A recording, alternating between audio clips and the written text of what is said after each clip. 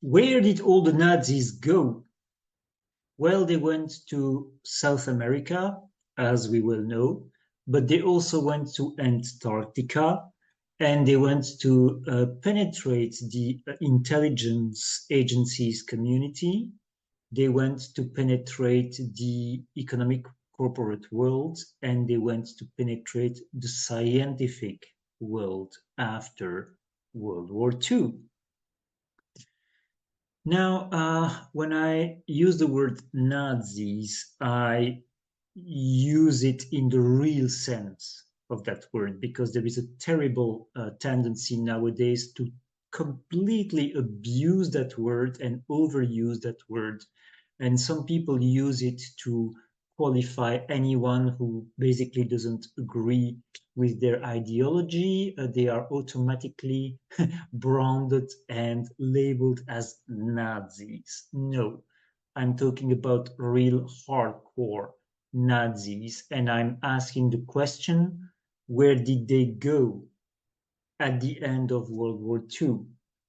And it is well known and recognized historically that many of them were helped in their escape to various countries of South America, primarily Argentina, by the Catholic Church, who had established what some have called rat lines. Not a very lofty description, but that's how they're often called, these escape routes, rat lines. Now, this really begs a question. What did the Vatican think they had as an interest to help the Nazis to flee, to escape capture and justice at the end of the war? Well, I have my idea about that, and it will become more clear as I progress through this presentation. First thing we have to ask ourselves is, what kind of influence did the Nazis have on the world stage after World War II? Because supposedly they were completely and utterly defeated, right? Wrong, according to me. I would say that what really happened was that Germany was defeated. Germany lost the war, and at a terrible cost for Germany and other countries as well, of course. But if Germany lost the war, the Nazis didn't. They really didn't. And I'm going to give you 3 examples that will show you the kind of influence they exerted after the war was over. Number 1, Kurt Waldheim, Secretary General of the United Nations and President of Austria for several years. It was discovered that the man had been an SS officer during the war, so that erupted as a big scandal.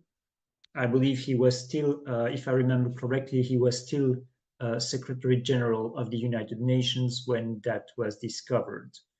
Don't quote me on that, but it was definitely discovered, made a big scandal, and he was elected as President of Austria nevertheless, after it was discovered. Example number 2, Wernher von Braun, first director of the space agency, NASA. NASA, Nazi. Is there a connection there? I wonder. Wernher von Braun was the most prominent rocket scientist in the world. And the rationale for his hiring and is being promoted to such a key position by the United States after the war, in spite of his key position in Nazi Germany. The rationale was that first, uh, of course, the United States could use the number one rocket scientist in the world in the context of the Cold War that had started right after World War II was over. And well, okay, we can of course accept that kind of realpolitik, as the Germans say. But what was also said was that it was okay because he was not a rabid Nazi.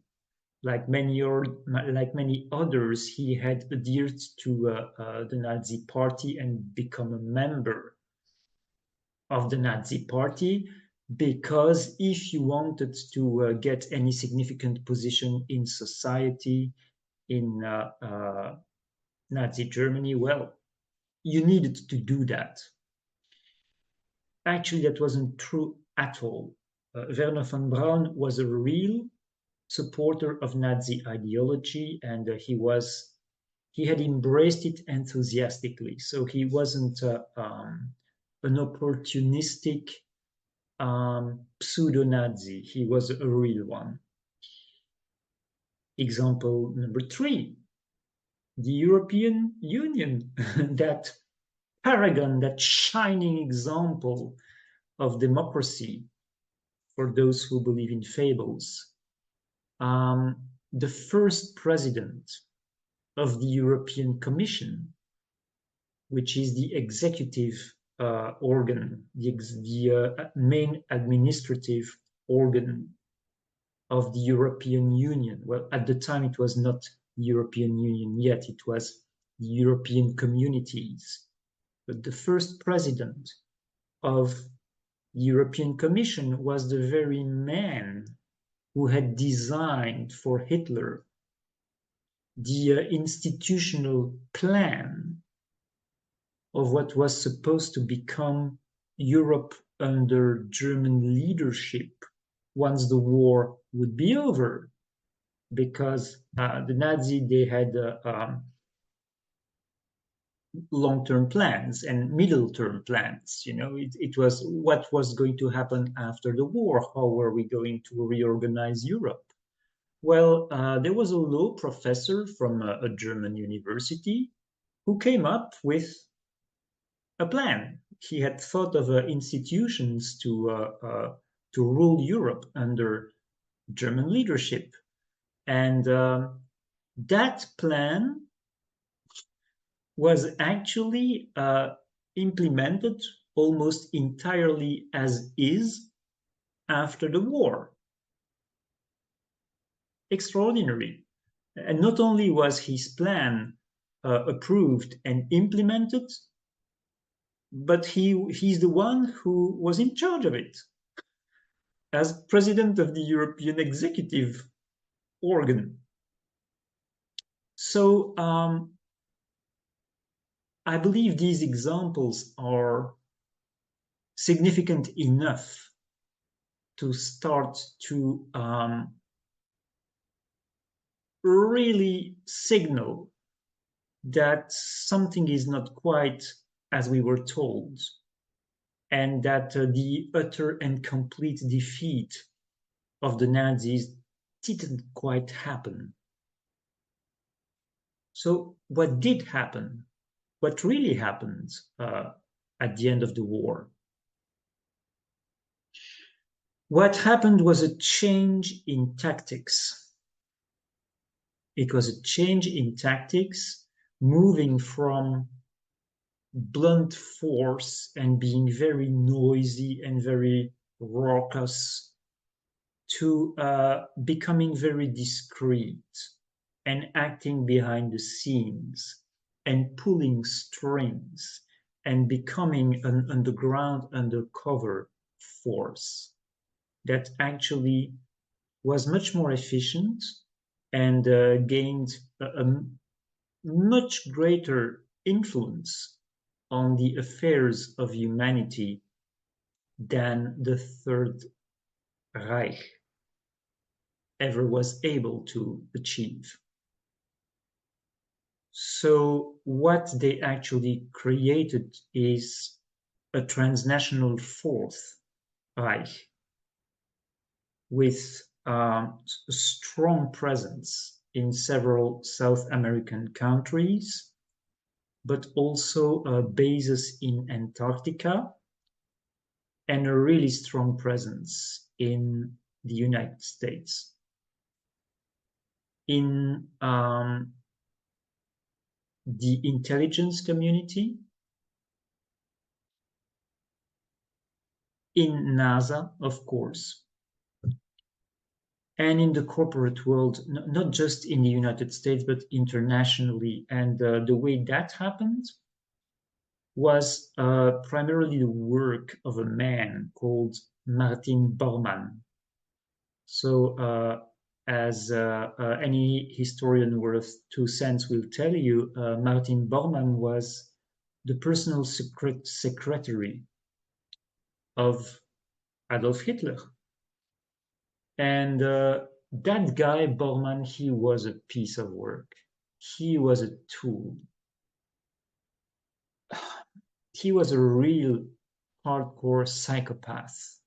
And psychopath doesn't mean as it is commonly used in common language. It doesn't mean someone who's mentally deranged.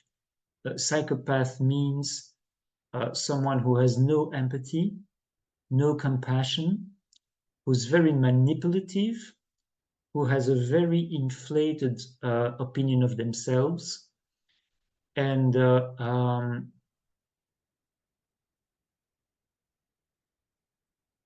these are actually the main traits of the psychopath. No moral compass, no moral compass at all. Martin Bormann had created, he had woven a spider web, a real spider web around Hitler. He had managed to position himself as the one you needed to go through in order to have access to Hitler. And to have any power in Nazi Germany, you needed to have access to Hitler, because all power derived from Hitler. He was like he was functioning like an actual deity who was distributing favors and positions and was approving of everything, at least everything he knew of. So by becoming the indispensable middleman, he was able to become the top dog during, increasingly so, during World War II. And when it became evident that Germany was not going to come on top at the end of the war, he created a whole network of corporations, lots of shell corporations, and like Russian dolls of shell corporations within shell corporations within shell corporations. And he funneled a lot of money, all the very big treasury that the Nazis had looted all over Europe was funneled through that infrastructure. And that is how the corporate aspect of the new Nazi empire was set up. Now, Bormann is also the one who organized the evacuation of Hitler to South America through Argentina and Paraguay. at the end of the war, at the very end of the war. And this has been a subject of debate for a long time. Now, mainstream history will tell you that there is undisputable evidence, even though there was doubt for maybe 20 years or so, but that there is now undisputable evidence that Hitler really committed suicide at the end of the war. Um, there is also, in my opinion, in my assessment, a lot of evidence to the contrary. And there are multiple researchers who have explored that subject in depth, and one of the most prominent ones is Professor Farrell, Joseph Farrell. So you can read his book, Nazi International, if you're interested. There are many testimonials that have become available too. So my understanding, what I believe, and you're free to do whatever you want with it, and you're free to forge your own opinion on the matter. My understanding is that Hitler ended his life between Germany and Paraguay, and that he died in the 70s. Why was Argentina so important for the Nazi leadership? Well, number one, because the leader of Argentina, Juan Perón, as well as his wife, famous Evita Perón, were big fans. They were big fans of Adolf, and they were big fans of the Nazi regime. So they welcomed them with open arms. They were also very interested in the gold. It's a really, really massive amount of gold that the Nazis transferred via their submarines, their U-boats, when that whole evacuation plan was put in action. Argentina was also, well, first very convenient because there is a lot of empty space in Argentina. So it's easy to go live a discreet life. And another important factor was that Argentina is very close to Antarctica. And that's going to be the subject of my next video about the evolution of the Nazi presence after the war. But I want to say a word about the penetration, the infiltration of American intelligence agencies. One aspect of that is that there was a big spy network, big Nazi spy network in Eastern Europe. That was, of course, supporting the invasion of Eastern Europe by the German armies. That spy network was headed by a man called Reinhard von Gehlen. And again, in the context of the Cold War, that spy network was considered to be a very useful asset for whoever would be able to take it over. And so the Americans negotiated with von Gehlen, who agreed to put his spy network at America's disposal. There was one condition, though, and that was that he would stay at the helm. He would still be the spy master, the head spy of that whole network. And that was accepted. That was accepted. So it became all of a sudden, overnight, it became an American network headed by von Galen. It was a miracle. It was a miracle. And that was just the beginning. That was just the beginning of that whole process of merging and infiltration and penetration, to the point that some claim that for all intents and purposes, the United States of America became the Fourth Reich. And to me, that's a little bit too much of an absolute. I am more of the view that elements, aspects, sections of the Fourth Reich were present in, and are still to an extent present in, the United States machinery. All right, so in the next video, I am going to explore the real woo-woo aspect of Nazi evolution after the war. And that is, wait for it, Nazis in space.